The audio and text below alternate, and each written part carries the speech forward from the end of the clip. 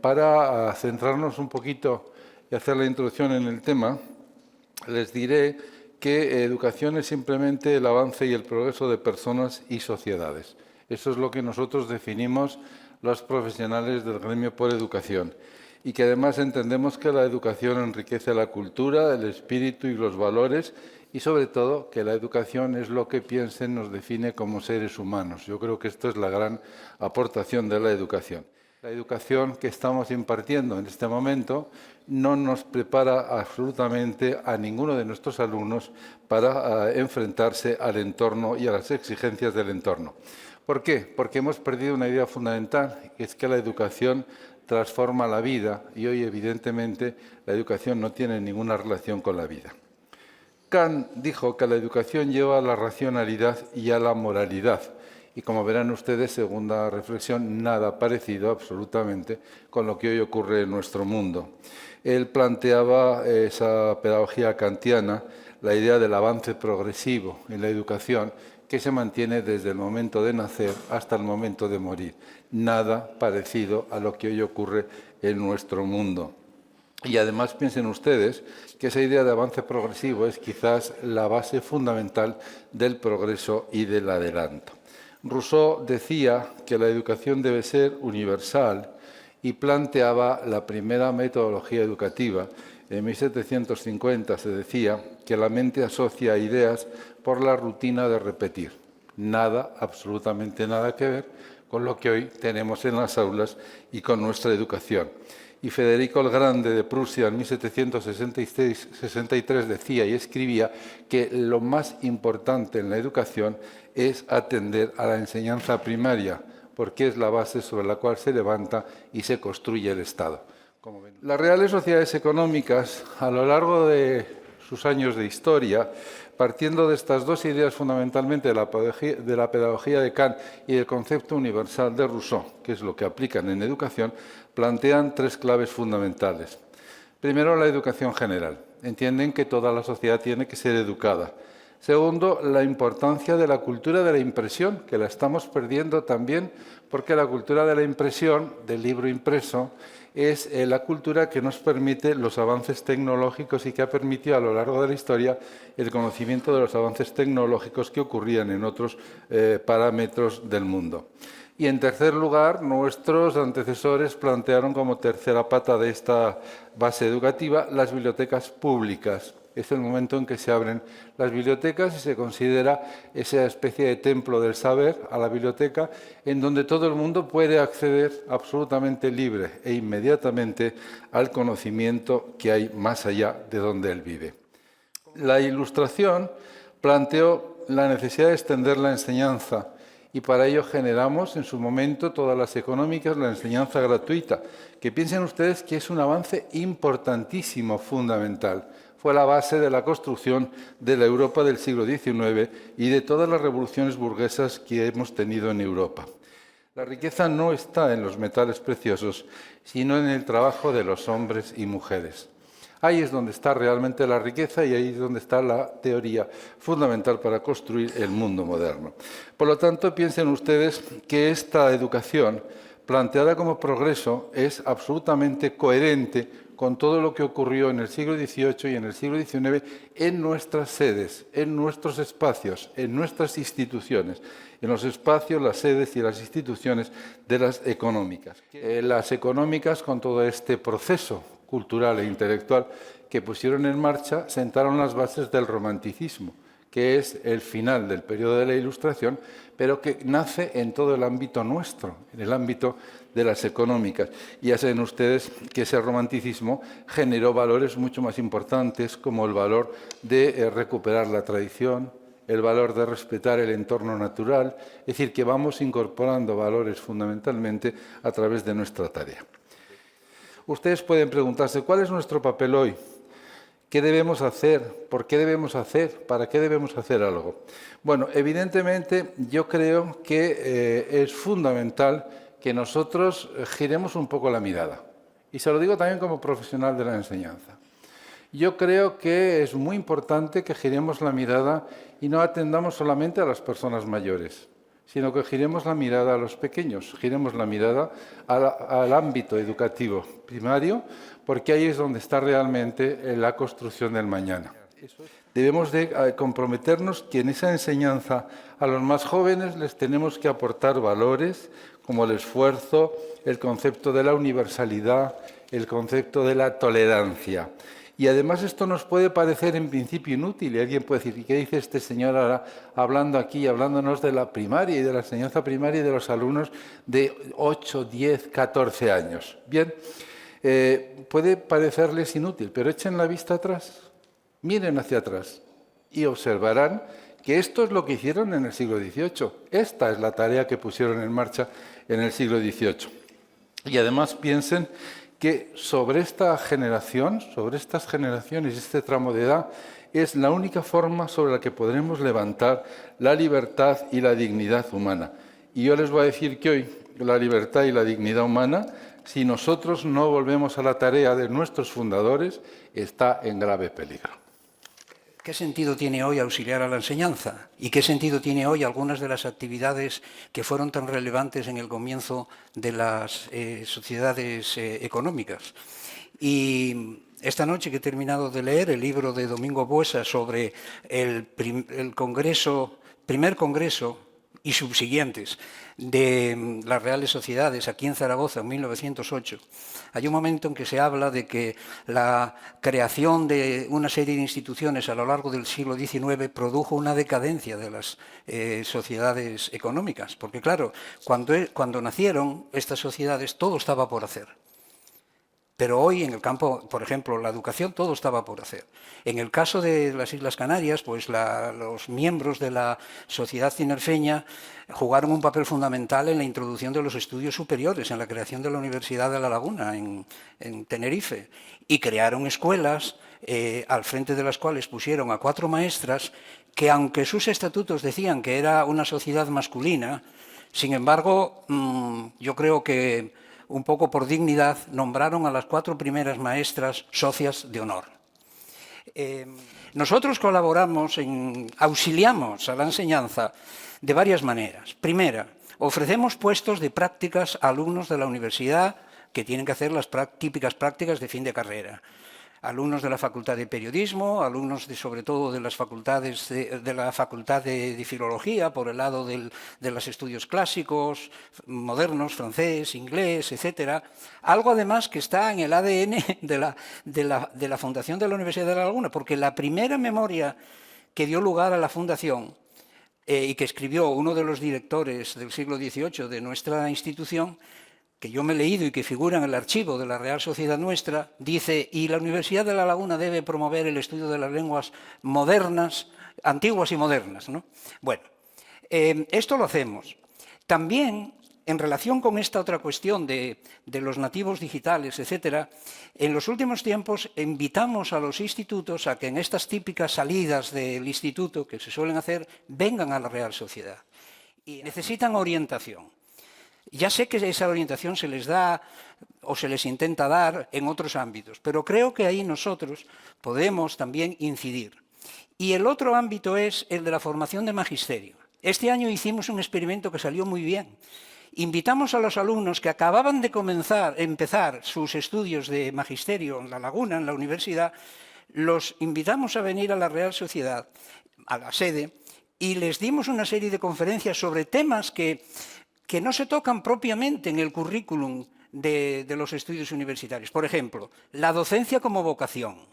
Las económicas nos caracterizamos, a mi entender, por la acción, más que por la reflexión. Bueno, a ver si me entienden bien. La reflexión es muy importante y debemos hacerla, pero sobre todo tenemos que convertirla en acción. Y efectivamente todo esto que nos ha comentado José, yo estoy plenamente de acuerdo con él. Y algunas ideas, nosotros todavía estamos engrasando la matritense para que en esta nueva etapa sea capaz de hacer muchas de estas cosas que ha dicho. La reflexión que les traía simplemente es, bueno, yo también tengo la suerte que llegó a mi vida por azar, la verdad, lo de dedicarme a la docencia, y francamente es algo que disfruto mucho y que además nos pone en contacto, a mí me pone en contacto con la gente más joven, y me hace ver si lo que se dice de ellos es cierto o no. Yo creo que no lo es en general. Yo no creo que sea una generación perdida ni que sea alguien que no merezca la pena, al contrario, creo que, por supuesto los hay que sí, estaremos todos de acuerdo que hay gente que... Pero esto creo que lo ha habido siempre. Sin embargo, creo que muchos son víctimas del sistema educativo que no sé por qué razón hemos acabado degenerando en esto. Entonces, simplemente creo que hay que tener dos ideas claras y avanzar hacia ello. ¿Qué ideas? Pues simplemente, ¿qué es el progreso? Aquí se viene a hablar de educación y progreso. Pues a mi entender el progreso, aunque se puede orientar desde muchos puntos de vista, el progreso para mí es la capacidad de adaptación del ser humano a las circunstancias. Y para esa capacidad de adaptación, quizá yo, por mi formación, yo soy biólogo molecular, ya saben que en la biología la evolución y la adaptación al medio es algo muy importante. Pues creo que la educación es el instrumento para el ser humano, para que el ser humano progrese, es decir, se adapte a las circunstancias. Y a esto me refiero en un sentido amplio, es decir, adaptar, por ejemplo, el discurso al ambiente en el que uno se encuentre, ser capaz de cambiar de esa manera, ser capaz de distanciarse y observar los problemas con distancia, no apasionarse, y ser capaz de razonar y utilizar los conocimientos que uno tiene para juzgar los temas con la distancia debida para poder acertar. La educación tiene muchos problemas, como ustedes saben. Podríamos hablar de muchísimos aspectos, desde este cambio, que yo no creo que sea tal, yo no creo que los jóvenes de ahora tengan otro cerebro o hayan de repente mutado en seres que no son humanos y que solamente están pendientes de la pantallita. Evidentemente lo están, pero no porque no sean capaces de sentarse a leer. Habrá que intentar conseguir eso. No sé cómo, no tengo recetas mágicas, la verdad. Yo lo intento de múltiples maneras. Yo estoy casi, gente que es educación superior, casi enseñándoles a sentarse a redactar y poner 4 ideas en orden. Quizá haya que empezar por ahí. La educación primaria que comentaba antes Domingo, que si era algo...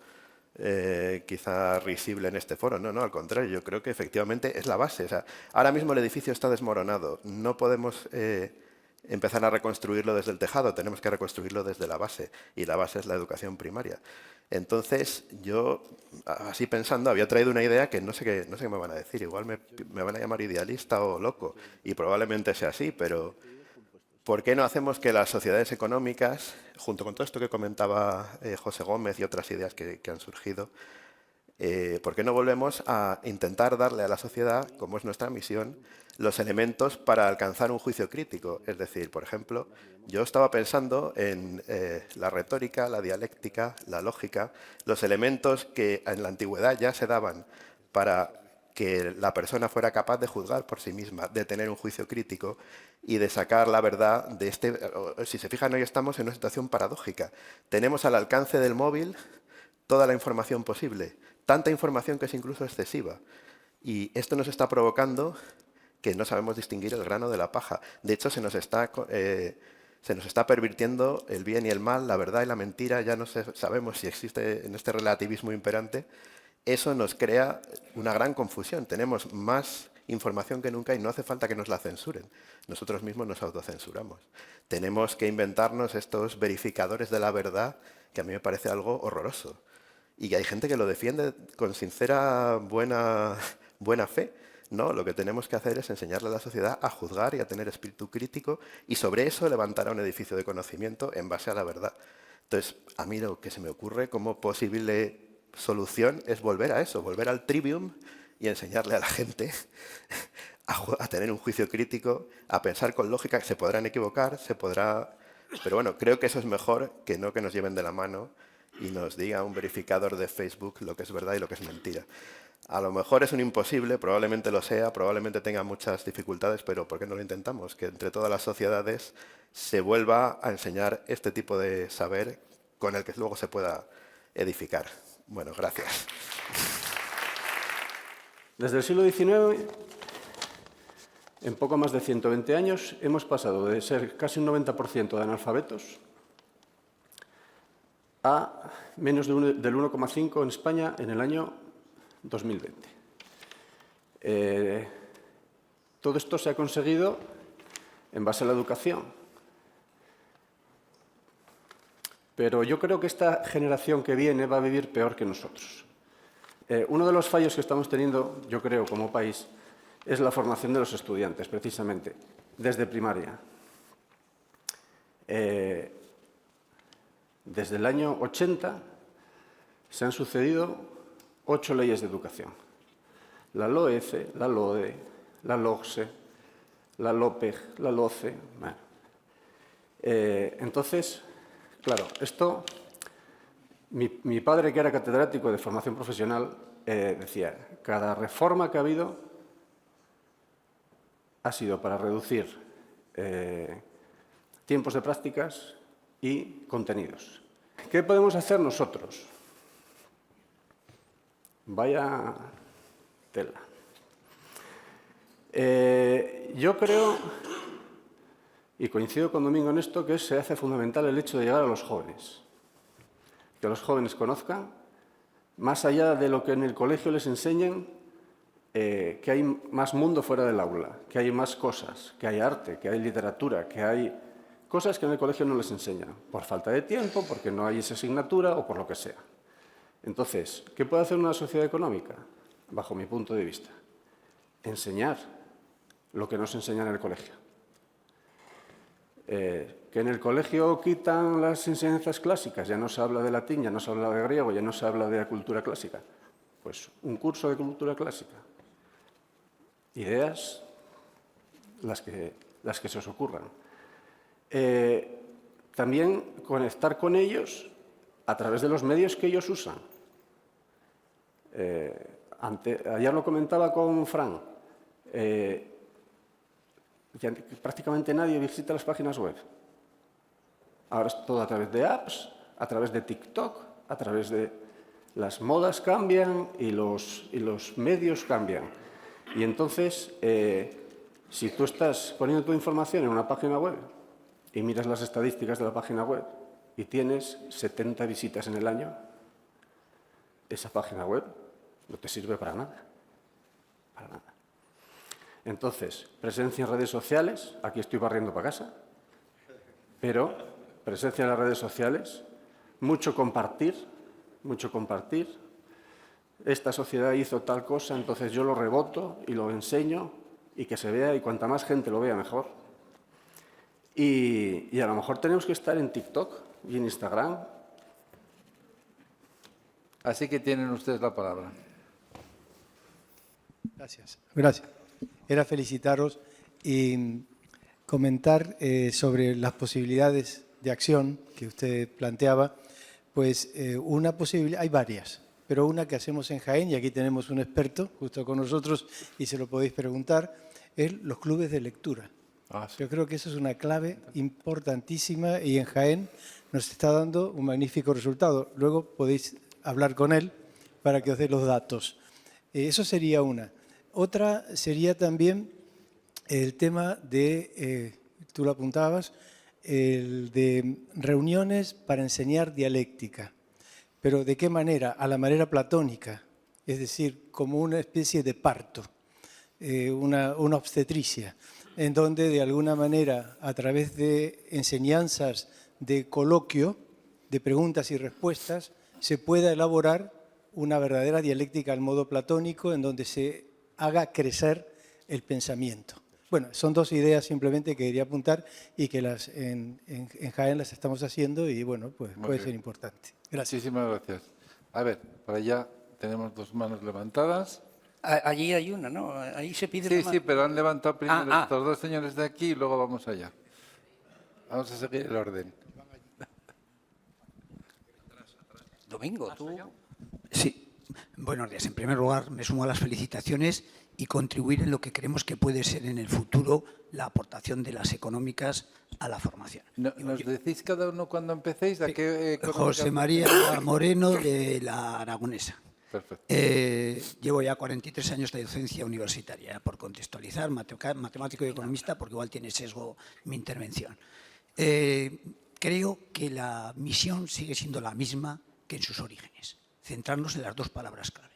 Iluminación, para identificar las necesidades de hacia dónde tiene que ir y construir una sociedad mejor, y formación, para educar a la gente. Lo único que nos diferencia es el contexto en el que estamos. Y entonces tenemos que adaptar, porque ya no vale las definiciones que en su momento se daban de enseñanza, que claramente se centraba, o de educación, que se centraba en la enseñanza y no en el aprendizaje. Ahora habrá que aprovechar las tecnologías de la información y las comunicaciones, que es lo que nos diferencia. Y dentro de la formación, en mi opinión, ya para terminar y aprender de los demás de lo que dicen, creo que hay dos dominios, porque cuando hablamos de formación, todos los que estamos en este ámbito, sabemos que hay dominio cognitivo, afectivo, psicomotriz y el axiológico, que es el que ahora se está centrando todo el mundo. Creo que las económicas deberían, primero, investigar, indagar cuáles serían esas necesidades, fundamentalmente en el dominio axiológico, que son valores éticos y sociales. Y además muchos de ellos se han ido citando por los diferentes ponentes. Y dentro de los otros dominios, me parece que hay uno que está sin cubrir, que son los dominios afectivos. El estado anímico, las emociones, la actitud, la personalidad, la motivación. Eso todavía no hemos sido capaces de integrarlo en la formación de las personas. ¿Por qué esa parte emocional, subjetiva, intangible no se ha estudiado hasta ahora, que es la mitad de nuestro cerebro? Porque no sabíamos cómo hacerlo. ¿Qué deberían hacer las económicas? Adelantarse, como decimos, y como pide la iluminación, para identificar cómo formar en esos dos dominios que por el momento están sin tratar. Muchas gracias. Gracias a ti. Es muy interesante. Bueno, Emilio Parra, vengo de aquí de Aragón, aunque es el primer día que vengo, y yo estuve en el mundo empresarial y después de prejubilado estuve unos años dando clase en la Universidad Económicas de aquí. Me gustaría polemizar un poco, ya que soy algo nuevo, también agradecer lo que he escuchado, porque vengo también de dar... ¿Perdón? Acerca el micro, por favor. Sí. Bueno, estoy totalmente de acuerdo con lo que se ha dicho. Yo también he sido muy educado en lo racional. Y me gustaría polemizar empezando con una anécdota. Me acuerdo que hace bastantes años, en unos cursos en la Universidad de Santander, que daba Miguel Boyer con Jesús Mosterín sobre... Era un aniversario de Popper. Se estaba comentando Popper, la libertad, sus enemigos, etc. Y yo le pregunté a Boyer... él había dado su enseñanza, como él era también físico, lo que había explicado era física cuántica. Y entonces había quedado todo muy científico, aparte de la razón, muy racional con Popper, y le dije a Boyer aquí, y cogiendo lo que ha dicho el anterior, como siempre nos cogen las preguntas, aquí no habéis hablado en todo el curso, en los 3 días, nada de la emoción. Y eso hoy está dominando. Estoy hablando de hace 25 años. Y entonces él me dijo, la emoción no sirve para nada, eso no es científico, no hay nada demostrado en eso, son todo habladurías. Y lo dijo muy serio. Entonces yo para mis adentros pensé, es muy divertido que este señor, que ha caído en manos de Isabel Preisler hace 4 días, y sin emociones, pero ahí estaba, como cayó luego Vargas Llosa, pues diga y hable así. Entonces... yo creo que eso, como estamos hablando mucho de la razón, he hecho en falta la emoción, que es el otro 50% del cerebro, y que es lo que nos maneja ahora. Todo el populismo y todo lo que está funcionando hoy en estas sociedades y con los niños es la emoción, no es la razón. Y a los niños no se les puede meter casi nada por la razón, empezando por los más pequeños. Si hablamos ya de 0 a 7 años, ni digo, que no se les dice nada con la razón e intentamos a esas edades meterles razón, cosa que ya los psicólogos han demostrado que es imposible. Entonces, claro, también cogiendo la segunda parte, lo educativo y los niños, bueno, yo lo que hago es echar muchas horas con mis nietos y aseguro que es mucho más satisfactorio que las clases que di en la universidad. Porque en la universidad con los alumnos que tenía, que eran todos de 21 o 22 años, es que para sacarles una pregunta o algo había que usar el destornillador. Y en cambio con mis nietos hablan y dicen emocionalmente lo que piensan y aprendo mucho más con ellos que con los universitarios, por supuesto. Y me acercan mucho más al mundo actual mis nietos de 10, 12 y 8 años que los universitarios que tuve. Muy bien. Entonces, quería unir esas dos cosas, porque es que Trump es populismo, pero es emoción. Y si no controlamos eso, no hacemos nada, por mucho que expliquemos a Kant. Creo yo, que también lo he leído. Y eso es lo que a mí me... Porque, claro, del romanticismo, que también era citado antes, vinieron los nacionalismos, con Herder y toda la pandilla. Y los estamos sufriendo hoy todavía. Y eso es todo emotivo. Y, claro, si aplicamos solo razón, pues ahí tenemos a Puigdemont, échale razones. Entonces, yo lo que quiero es decir que, ya animo, y desde fuera, y siendo un Nobel en esto, o sea, novato, no Nobel de premios, pues que hay que desarrollar mucho eso, que es por donde están las sociedades cogiendo y que en definitiva ¿Quién hace de altavoz hoy? Pues Estados Unidos y Hollywood, que es de donde viene el 90% de todo. ¿Y quién ha influido sobre todo en Hollywood y todo esto? Pues los filósofos franceses de la segunda mitad del siglo XX, desde Foucault a Lévi-Strauss, etc. ¿Y quién lo tradujo lo que más de todos? Pues Judy Butler en California. ¿Y qué ha creado esa señora? Pues el LGTBI, el transgénero, todas esas cosas que son lo que están dominando ahora. Y eso con la razón no llegamos. O sea, hay que conjugar los otros verbos. Perdón. Muy bien. Gracias. Una puntualización solo. No hay nada más emotivo que el romanticismo. Allá al fondo tenemos. Por favor, seamos breves en la formulación. No está que el señor de allá al fondo.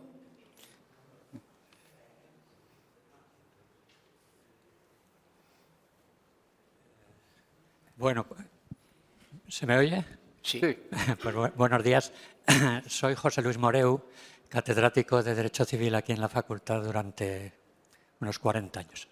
Quiero hacer una intervención para citar un libro de Julián Marías, puesto que aquí se ha citado otro y yo soy un devoto admirador de Julián Marías, ¿no?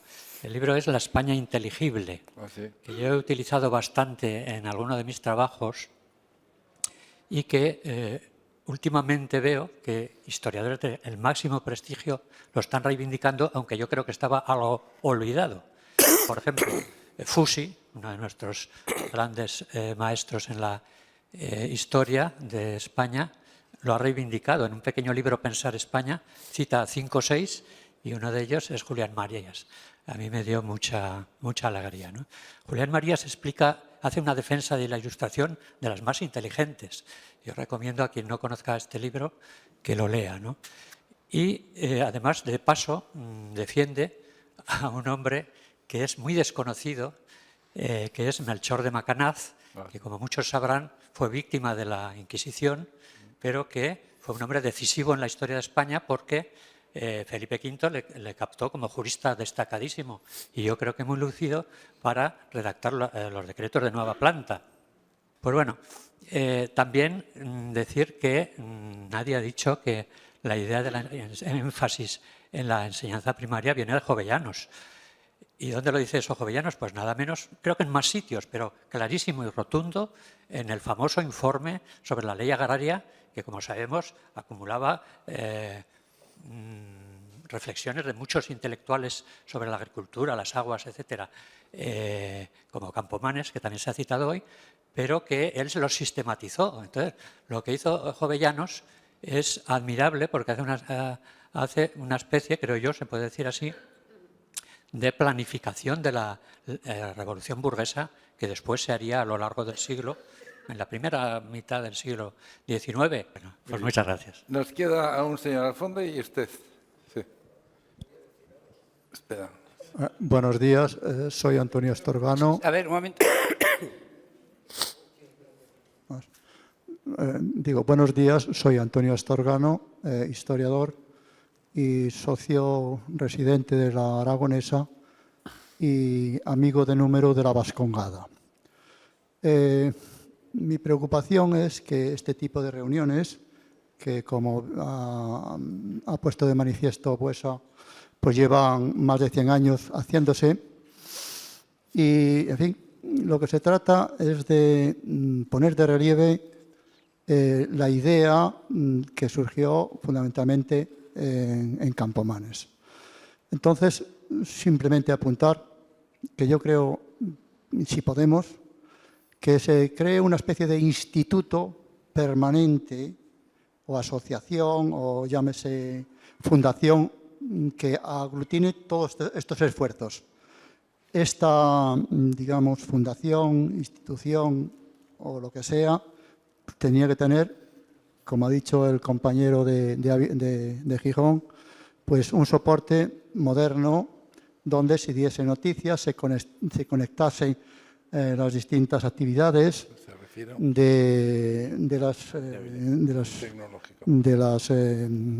sociedades que van realizando, lo cual no quiere decir que, digamos, vaya en contra de las que actualmente funcionan bien. Por ejemplo, en la Matritense, ¿verdad?, que da constantemente noticias de lo que están haciendo. o de la vascongada, ¿verdad? Que claro, eso lo hacen fundamentalmente por escrito, pero todos, en fin, con frecuencia recibo cartas invitándome al asunto. Y otra cosa que echamos en falta los historiadores es un centro de referencia, es decir, donde se cuelguen pues todos los estudios o los estudios que se puedan de la historia relacionado con las sociedades económicas de amigos del país. Perfecto. Bueno, pues solo quería estas dos ideas. Gracias, Torren. Un comentario súper brevísimo. La creación de un organismo, digamos, coordinado de todas las sociedades es muy poco ágil, porque entre que decide la Junta de no sé de esta sociedad y decide la otra y lo aprueban, no lo aprueban y tal, pasan meses. Y estamos en una sociedad de la información que va, y a lo mejor este año está de moda TikTok y el año que viene ya no. Entonces, yo lo veo poco práctico. Vería mucho más práctico, por ejemplo, que cada sociedad, por su cuenta, haga un pequeño vídeo de 30 segundos y un enlace debajo que dice, ¿quieres saber más? Pincha aquí. Y producir muchos de esos y colgarlos. Y cada sociedad hace lo suyo, lo que quiera hacer. Y nosotros estamos en eso también. Bueno, nos enganchar queda una... Ay, perdona, Manuel. No, por Dios. Usted. Sí, buenos días. Soy María José Sánchez, vengo de la Económica de Jaén y soy historiadora. Bueno, en primer lugar, quiero darle enhorabuena. Me ha gustado muchísimo las intervenciones, las 4 a cual más. Bueno, quería decirle al último ponente, ya han insistido en ello, de lo que ha apuntado sobre, me ha llamado mucho la atención porque es la primera vez que lo he oído, lo de que aparezcamos en TikTok. Entonces eso puede parecer revolucionario, pero no eran revolucionarios los ilustrados, no sentaron las bases para acabar con el antiguo régimen. Y no olvidemos que es la vanguardia de la sociedad y nosotros tenemos que estar también. No quiero decir con ello que esto sea la vanguardia del TikTok, pero claro, si queremos atraer a los jóvenes, tenemos que participar de sus intereses. Entonces tenemos que meternos dentro de sus intereses. Eso es muy difícil, me imagino. Yo desde que lo ha dicho me he puesto a pensar, digo, es dificilísimo, pero a lo mejor sería conveniente pensar en ello. Yo tengo adolescentes en mi casa y los veo que pasan horas. Claro, todos lo sabemos. Viendo vídeos de 20 segundos. Claro. Y zas. Entonces hay que saber, es como contratar a un buen publicista. Entonces, pues a ver de qué manera te sirve el producto, te brinda el producto. Pues bueno, pues nosotros igual, a ver de qué manera le brindamos el producto, porque si no da igual que esté, lo van a pasar. Hay que sabérselo brindar. Bueno, y por otro lado, le quiero hacer una pregunta a José Gómez, porque también me ha gustado mucho las ideas que ha dado, pero me he quedado con la ganas de saber más sobre las prácticas que hacen en la Económica de Tenerife. Me imagino que son alumnos universitarios y no sé, una económica, ¿qué tipo de práctica puede ofrecer? Sí, nosotros también las hacemos. ¿Contesto? Sí. Bien, vamos a ver. Los alumnos de periodismo obviamente informan de las... Miren, este año solamente llevamos 140 actividades de tarde a las 7 de la tarde, mesas redondas, conferencias, ciclos, presentaciones de libros, etcétera, etcétera. Ahí tienen un campo para hacer notas y enviarlas a la prensa local. Eso por una parte. Por otro lado, tenemos una riquísima biblioteca. Tenemos, por ejemplo, la enciclopedia francesa y tenemos del siglo XVIII, pues, no sé, unos 8.000 volúmenes. Rousseau, Diderot, lo que quieran. Y tenemos documentos también que con el tiempo, pues, tenemos también libros, por ejemplo, El comercio con Europa, ¿no? Tenemos libros de asentamiento de productos que entraban, que están en inglés, en francés, en neerlandés, ¿no? Entonces, los estudiantes aprenden, primero nos ayudan en la preservación de los libros, en el mantenimiento, en la revisión que hay que hacer. Les incitamos a que hagan transcripciones de documentos en francés, etcétera, ¿no? Transcripciones. para que practiquen también lo que se supone que habrán estudiado. Y luego también les damos algunas nociones de biblioteconomía, etc. Algunos de ellos salen ya con una vocación, descubren que hay un campo que no conocían. Eso es parte de lo que conlleva las prácticas universitarias. Y algunos, yo creo que hemos despertado, sin pretenderlo, pero hemos despertado vocaciones en ese sentido, ¿no? Nosotros transmitimos en streaming el 99% de todas nuestras actividades. Al exterior, las reuniones obviamente de las juntas de gobierno no, pero las ponemos en streaming y al mismo tiempo que hay personas que presencialmente asisten al acto, hay otras personas que están siguiéndolo en directo y en simultáneo y que hacen preguntas desde fuera. Somos islas, tengan en cuenta eso también. Y por otra parte, luego quedan colgadas. Y tenemos un repertorio impresionante. Pues de los 140 actos de este año debe de haber 120 de 1 hora o más colgados. Es muy importante que, tendiendo además aquí a Borja, que llegáramos a la creación de una web conjunta de todas las sociedades que tuvieran enlaces, ¿verdad?, a cada una de las sociedades que tiene grabadas sus conferencias, porque ahí tenemos un repertorio inmenso para que cualquiera pueda atenderlo. Desde luego, yo creo que los niños de TikTok no van a entrar, Juntos construimos un mundo con más oportunidades para las personas, para conseguir una sociedad más inclusiva y sostenible. Fundación Ibercaja. Juntos hacemos más.